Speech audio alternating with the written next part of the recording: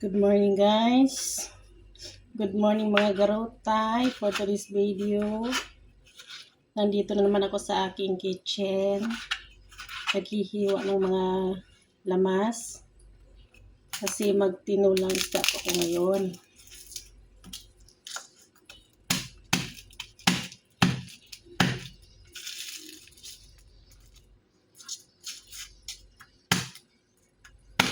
Good morning po sa mga OFW dyan. Luzon, Visayas, Mindanao. Good morning. Hello guys. Mga garotay. Tanghalian na, 11:18 na. So kailangan ko, madali lang maluto to isda eh.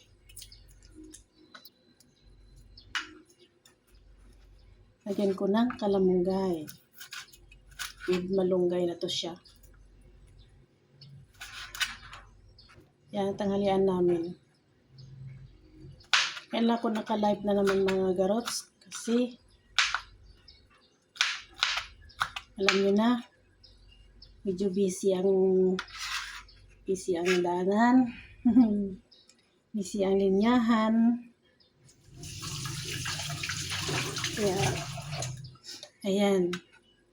May kamatis ako, may ano na ako, bawang. May maghiwa na naman tayo ng luya. Para pang pawala ng langsa ng isda. Masarap talaga, masarap mga garotay kapag may luya. Slice ko lang tong luya na maliit.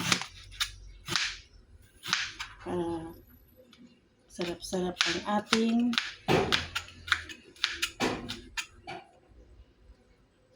tinulang isda.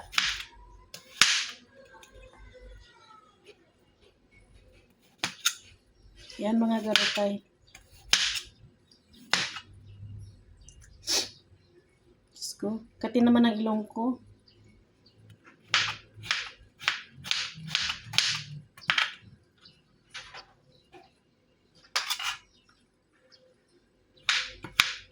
$11:20 na.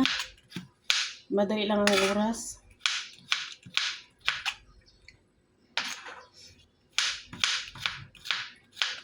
Hello po, shout out po sa mga isa-shout out dyan.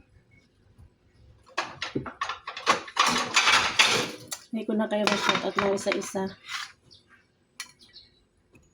Dahil nagmamadali na to. Okay guys, i-ano na natin tong ating mga lamas. Piprito na natin. Tapos ng prito. So, yan. Ano na lang natin yung ano natin. Yung isda. Habol natin. Yes guys, habol. Punta na tayo sa ating kitchen. Now mga magarutay, nandito na tayo sa ating mahiwagang kitchen. Kailangan na natin igisa ang ating bawang, sibuyas, kamatis at ang ating luya.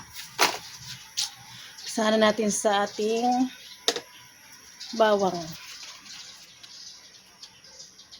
Pag ako mag-isa ng bawang guys, kailangan kong i-brownish.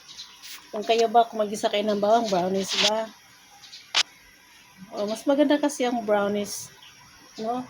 Kasi, ano yung bango ng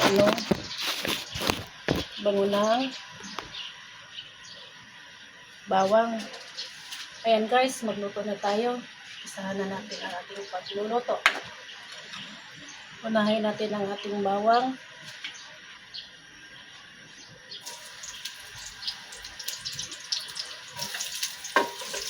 Ayan, kailangan i-brownish natin.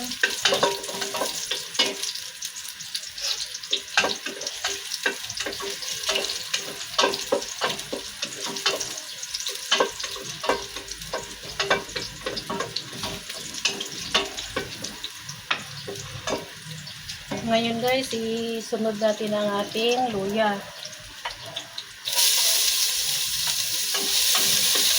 Ayan, luya ang kasunod. No? Mga garutay.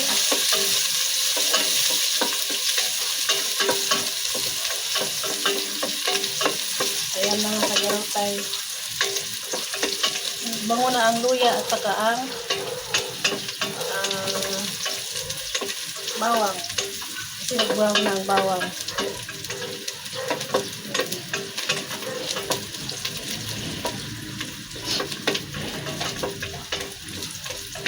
Next natin mga garutay is sibuyas. Ayan.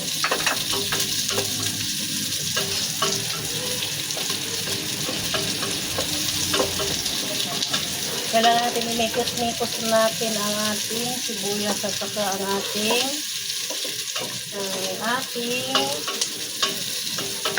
luya at bawang. No?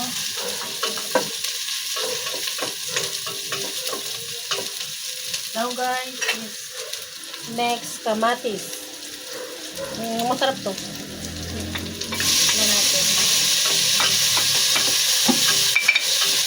Pagkatapos ng ating kamatis to, kasi sinulang isda natin to, sabawan natin ng tubig. Maya na pag maluto-luto na yan.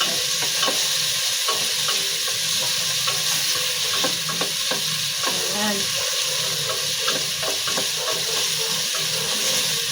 Mikos-mikos muna natin ang ating bawang at ang ating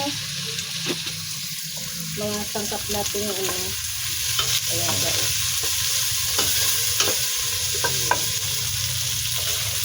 Kailangan malambot ang kamatis natin. Ayan. Next natin guys ay ang ating isda. Kasi wala pang isda natin dito, kailangan natin puntahan doon sa loob.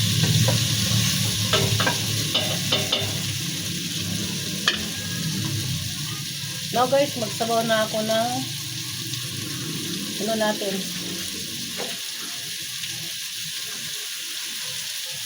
Ay maliit man ang aking lagayan ng tubig, so simple lang muna ang isabaw natin.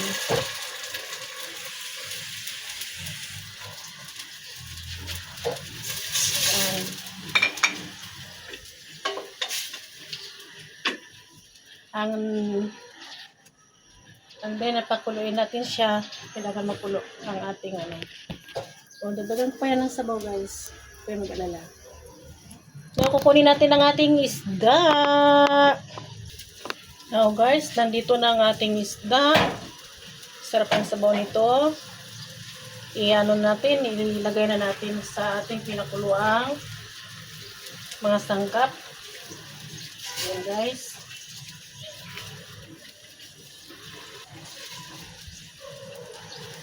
Ito. Sarap to guys.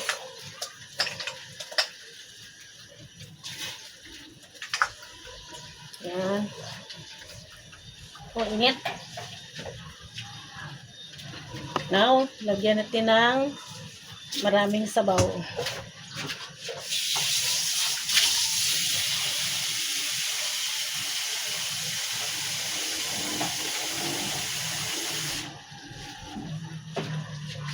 Kailangan natin ng sabaw.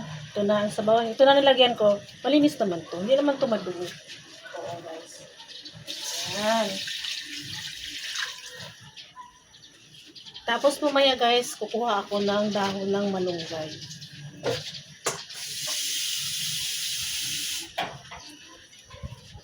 Kaya malakas man kami sa sabaw, malakas din ako manghigop ng sabaw, kaya dami-damihan ko ng tubig. Okay na yan guys. Ayan mga garots, mga kagarotay. Pakulo-kuloin na natin yan. Ayan muna natin kumukulo yan. At mamaya na ang ating magic of sabaw. Ayan guys. Bak na to sa ating pinakuloang tinola. Ayan guys. Ngayon ay kulong-kulo na. Ilalagay na natin ang ating malunggay. Ayun. Yan guys.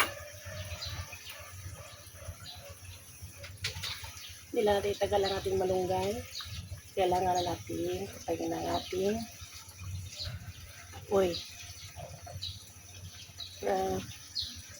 hindi mag-brown ang ating malunggay guys. Tikman muna natin ang ating nilutong tinula kung masarap na ba o hindi.